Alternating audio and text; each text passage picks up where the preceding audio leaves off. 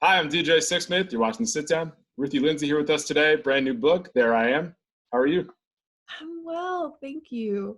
Yeah, we were just saying I have the privilege of getting to stay home, and there have been really, as much as it's been like hard, there's been a lot of really sweet things. I get to go outside all the time, and yeah, I'm not someone anyone needs to worry about. I'm doing really well. Yeah, you're really grateful for all the little things in life. And I mean, when I think about your story, there's all these different chapters to your life, and I'm sure you're grateful for a lot of different things. So you've talked a bunch about your life and your story, but what was it like writing this book? A nightmare. So freaking hard. You when you're writing a memoir, you really kind of essentially are going back in and kind of re-traumatizing yourself. Like I had to re-go through my wreck, and I had to live in my bed again for 7 years, and I had to go through, finding out about the wire in my brainstem and burying my dad and going through my divorce. And so it was really, really painful and really hard. But in the same breath, it became this like invitation for me to do like the deepest healing work that I've ever done so far, which has been also so beautiful that I don't think I would have gone in so deeply if it wasn't such a nightmare. Like, it was so hard. Was there one part of the story that was toughest to dive back into? I mean, because you mentioned a bunch of things there, and like you've persevered and you're inspiring to people, but like that's a ton of crap that you had to go through in that stretch.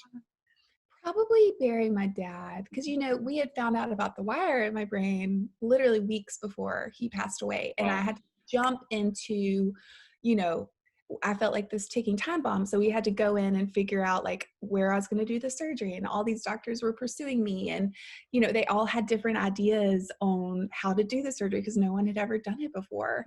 And so I didn't have a chance to really, and I was very disassociated just because of trauma. So I really wasn't able to stop and slow down and just mourn, because it was just kind of like you had to jump into action mode. And so because our brains are so wild and amazing and they don't know time, like when you're telling the story, your limbic brain doesn't know that it's not happening right now. So for me, it was almost like the fullest extent that I'd gotten to really mourn his passing while writing the book. It was, even reading it back in the audio, I was just like, like just bawling because, it was a massive loss. Well, I'm glad that you had that time, that space to process that and heal from it and learn from it. And I think that's a really important part in all of this. But before we get more into that, why don't you take me back before the wreck, before the accident? What was life looking like for you? And just describe where you're at that point. Yeah, so I grew up on a farm in South Louisiana. Two older brothers that I knew of. I write about finding out about a new brother at the end of the book. Life felt pretty simple and sweet. I mean, and I write about this in the book too. Like I grew up in a very historic South Louisiana town that has a lot of antebellum homes and a lot of plantations. And I spent the night at plantations all the time. Not even, when that's your norm, you think that's totally normal. And beautiful, precious people, but there was still kind of a dark underbelly. Like my dances were segregated, and there was a lot of, just stuff that it feels normal to you until you're like, wait a minute, this is wrong. This is crazy. But yeah, I had a lot of friends. I thought life was just kind of great. I thought everyone's life was kind of great. I was pretty shallow, and as a teenager, I was just a kid. I thought everything was going to turn out exactly the way I thought it would. And I had just kind of, my own little privileged, isolated world. And yeah, life turns out real differently than we dream up, but it's exactly as it should be. Yeah, I think that's a great point that you make, because sometimes we wonder, like, why is this happening? What is the plan here? But ultimately, I'm a believer in everything happens for a reason. And you know what? Your story is a testament to that. So when you think about your road, like you've pushed your mind, your body, your spirit to its ultimate limit. Like, when did you realize how tough you were throughout this entire process? Gosh, well, I I get to remind myself of that. I mean, I think, we have these limiting stories that want to tell us, really limiting stories. And so I get to have the privilege of like going back in and be like, oh, you are so strong and you are so resilient. But I was very defined by my pain story for a very, very long time. I was completely identified by it. And I thought that's who I was. I thought I was my pain. And I think we teach people how to see us. So everyone else thought I was my pain. If I saw anyone, they'd be like, how are you? How are you feeling? And I found almost comfort in that because it was like, I, it justified in my sweet little sick brain at the time, living in my bed, not showing up as a partner, not working, not Mhm. being a sister, friend. And then as I started shifting, I weaned myself off of 7 years of heavy narcotics. Mm. I think so often you're like, I could never, like, I'll have people say, I could never go through something like that. I could never. And I'm like, well, yeah, you could. Yeah. You don't think you can handle or survive, but we are so strong and we are so resilient. And I keep getting to learn that about myself because I still will have these limiting ideas of what I'm capable of and what out of fear, or out of, lack or these stories. And then I'm like, wow, what a BS story. Like, we are so much stronger and so much more resilient than we ever could have dreamed of. Like, I wouldn't have imagined 90% of this for my life, but Mhm.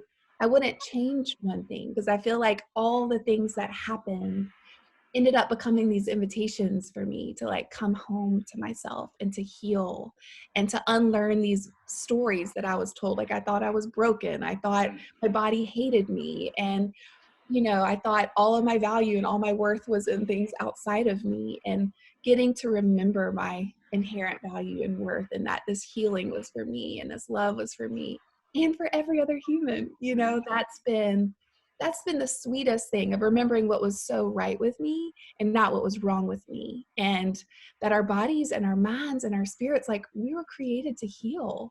And so that has been, yeah, like, I feel really proud of myself. And I've like fallen in love with that girl Mhm. that was such a nightmare that lived in her bed and had a nervous breakdown. And because that was a part of the journey to get me to this place. And I feel like I get to be who I am today, not despite my pain, but because of it. It like helped create the human that I get to be today, a more wholehearted, awakened, hopefully more present, more enlightened version of myself.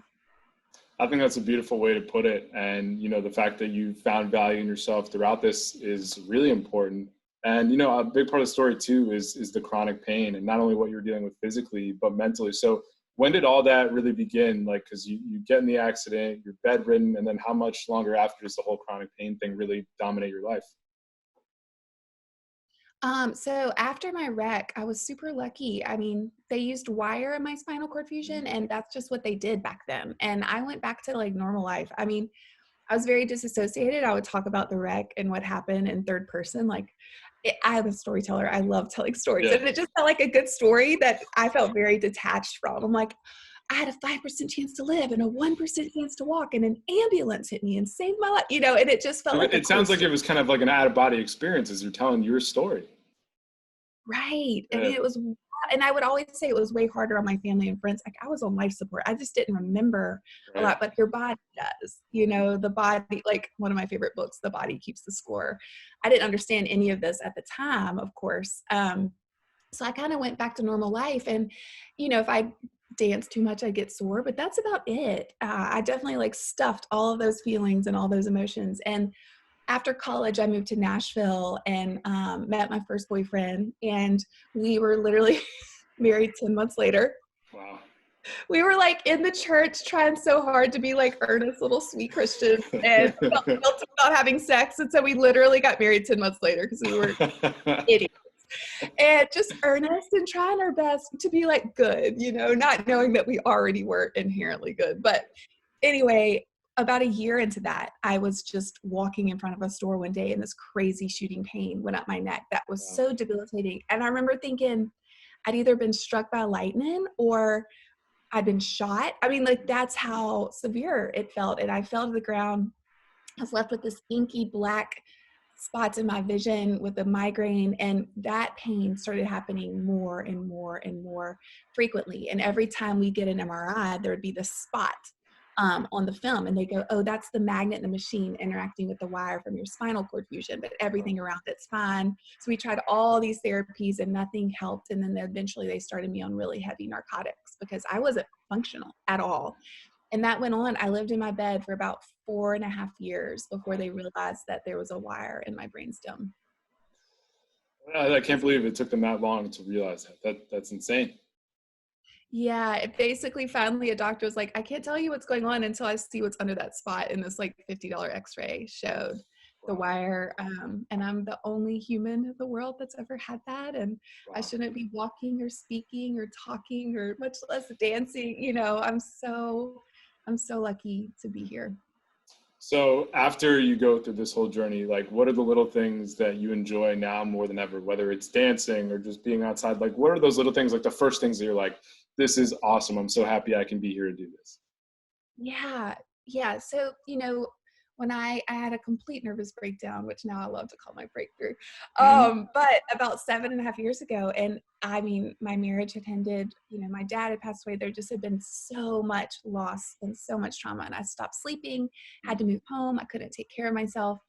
And I remember my family was going to send me away to get help because I was obviously not okay. And growing up in the South and caring so much what other people thought, I was like, that can't happen. I can't get sent away. So this ridiculous motivation, which whatever it took, who cares? I started weaning myself off of all the drugs the next day. And, you know, I had tried to not do anything that would cause more pain. And so I did nothing because everything felt like it caused my pain to be worse. And so at that time, I remember my brother being like, babe, like you can lay here and hurt all the time, or you can like get up and be with people and try to love people and serve and hurt. And right now, those are your two options, right?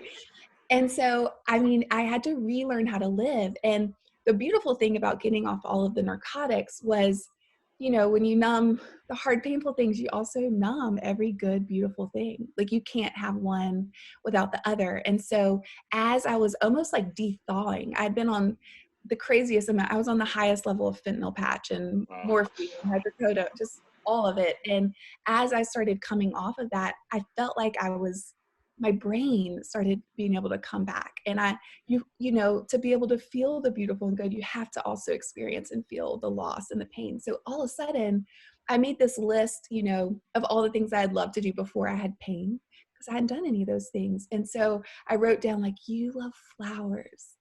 And at the time I'm like, no, I don't care about flowers. Yes, you do. You love them. I wrote, you love sunsets. You love people. You love dancing, and all of those things, you know, I just forgotten. And I started making myself do one of those things on that list. And at first I felt nothing. I mean, I felt numb and dead inside. And I just made myself keep going through the motions. And I think so often we think, you know, once I feel better, then I'll do that thing.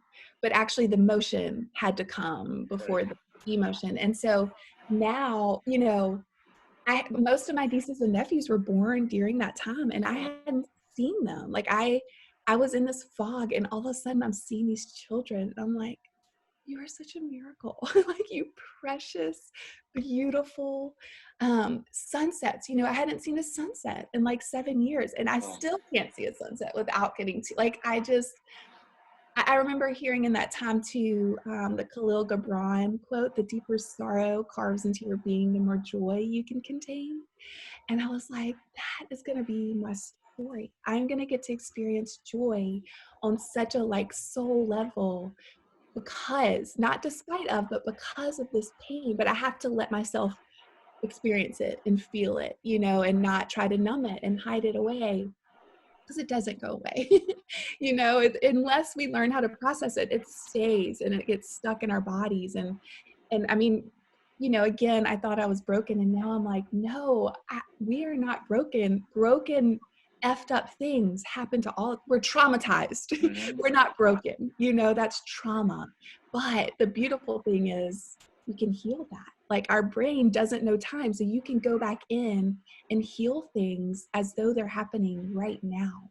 And it's science. It sounds really woo-woo, but it's actually science. Yeah. It's amazing. It's so beautiful. And you were living proof of that story, and now people get to read all about it. So Ruthie, thanks so much for joining us, and be well and best of luck with everything going forward, all right? Thank you so much. I really appreciate it.